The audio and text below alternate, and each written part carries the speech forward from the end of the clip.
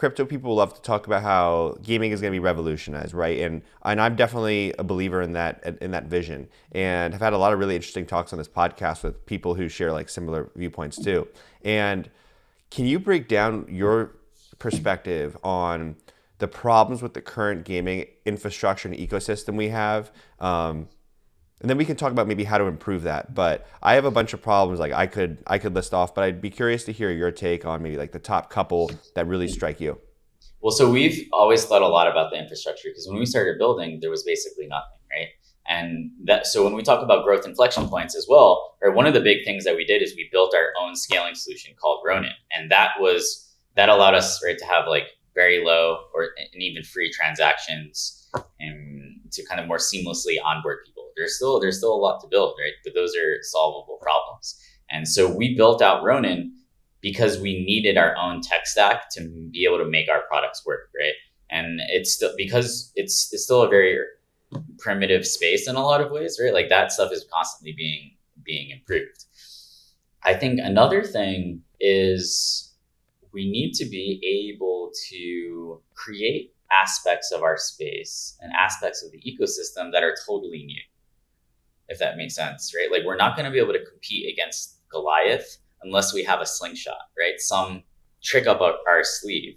So, right. And I think part of the thing has been, okay, so far that's been, right, like the idea of being able to own and trade your assets, potentially earn some money.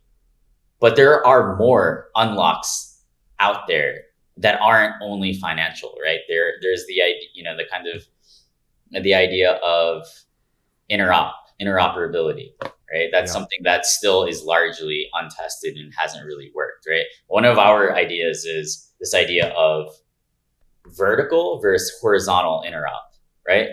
Horizontal interop requires like different communities and different gaming companies to kind of work together in a way that might be unreasonable. Whereas vertical interoperability is our concept that if you own a team of Axies and you can play hundreds of Axie games, some of them built by us, some of them built by the community, then, right, like what is the value of that asset, right? It's not zero, right?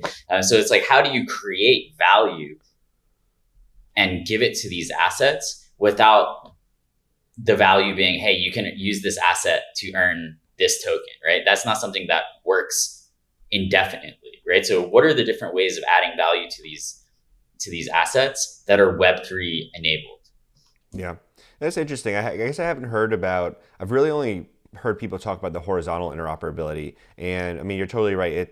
The prerequisite none of those projects have adoption. They all want horizontal interop, thinking that, oh, Axie will integrate them and then they can get our players. But from our standpoint, like what we wouldn't want to do that because there's nobody nearly at our scale in the space, right? So it's not a good, from the protocol standpoint, right? Like it doesn't necessarily make sense for the protocol's business. Yeah. But you're seeing people within the community building games and that vertical interoperability. We're directly to add more utility. We're directly investing in that. So we have something called the Builders Program where we just gave out 12 grants and 2 projects, and some of them are already live in early alpha testing. And so we think that is going to be huge. That kind of user-generated games, user-generated content. You're listening to the Unstoppable Podcast, the go-to place for everyone to learn about the latest innovations in Web3, NFTs, and the decentralized web. Welcome to the metaverse.